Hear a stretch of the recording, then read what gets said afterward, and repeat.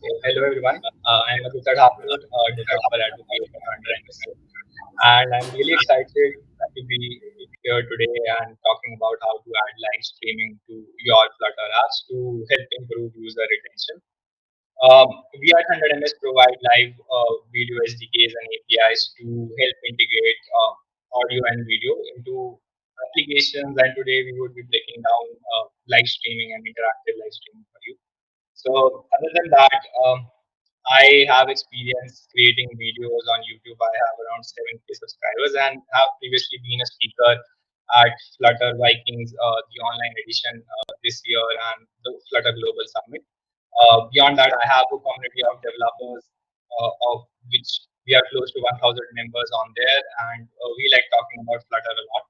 So through this session, I think one of the major takeaways in this would be like how can you start building your own applications with live streaming enabled in it, and how can you ship products that would maybe somewhere benefit you when you're working as a developer at some company. So that would be the takeaway from this session. And starting right off, as a community organizer or as someone who has uh, worked with the people in the community, one of our goals is to enable discussions online, like we allow people to talk, allow them to have conversations, while also be somewhat stringent against preventing malicious or other unwanted activities as such. So over the last 2 years, as communications like this hybrid meetup went online, we have seen like 300 people, 300 million people use meeting platforms like Zoom and other such participants join in on these platforms. So Zoom had over 300 million meeting participants per day in 2020, according to Business of Apps. Um, Even more people would move online in the future. Like there would be remote jobs that are available. Almost one third of the worldwide organizations have turned towards web conferencing and they have gone remote. There are webinars and live events such as this one happening online where 89% of hosts agree that webinars are a better platform to showcase and grow their business. Also, connecting remotely has gotten easier, and there could be a chance you might want to build something similar with Flutter, like apps or web apps where you have to integrate live streaming or video conferencing inside your applications. So, by interactive live streaming, what is it that I mean? So, there are three different types of live streamings that we define at 100ms. Uh, the one is the full duplex audio video in real time, something like Google Meet or Zoom, where you're talking to another person. You two are the only ones on the call, and you can interact with them, talk to them, maybe send them a message. Then the other ones are where the level one participants are talking to each other, while level two participants join in as sort of a webinar. So this could be compared to a Zoom webinar where there are initial hosts on the video call online, and then there is an audience that is majorly able to only interact with the host through chat or such. So this is a webinar style audience in real time. Both the first and the second level can be enabled by WebRTC as such. Uh, but there is also the third one, which is live streaming to a larger group of audience, or scaling to millions of users. And this is done using HLS. And this is our level 3 audience. But we wanted to make it interactive. Like we wanted to have people join in and interact with them, while also enabling scale, like while also having people while also making it possible at scale. So that is what we do. um, Recently we launched the live stream SDK on product hunt, where it is now available. But in this session we'll get started by try enabling HLS live streaming inside your Flutter app.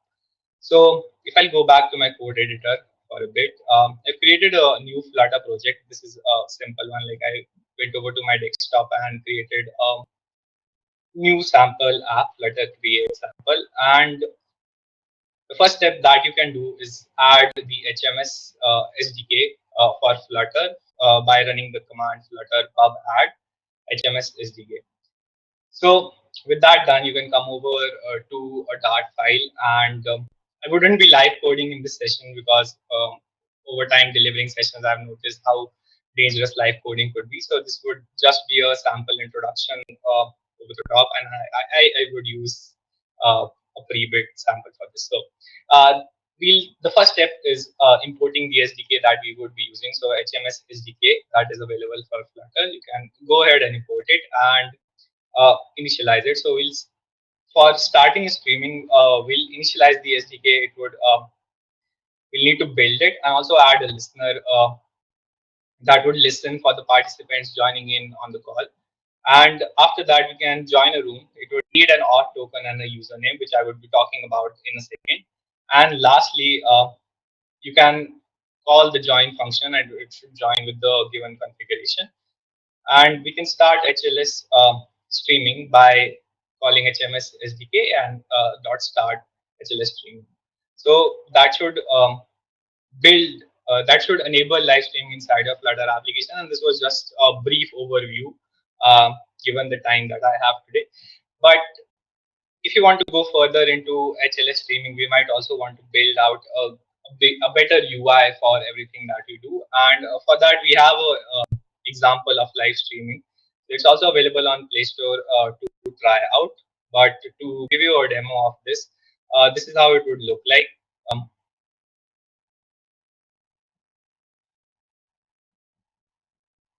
So the app opens up to a button to join a room, and where we need to put in the streaming link that we would be using to stream in, and then give it a name, and we can get started with our live streaming app in Flutter. So this is completely built in Flutter. We've used the camera package, and we can go live in an instance by clicking on the go live button, and that should start the HLS streaming for us. What happens with HLS is like behind the scenes, what we try to do is we have a bot join in our room and stream what it sees and hears. Once the feed is ready, the server will give the URL which can be played through a HLS player. So that should make it easy. Like inside our Flutter application as well, we have a bot join in that should take this feed and it should provide a link which can later be played using an HLS player.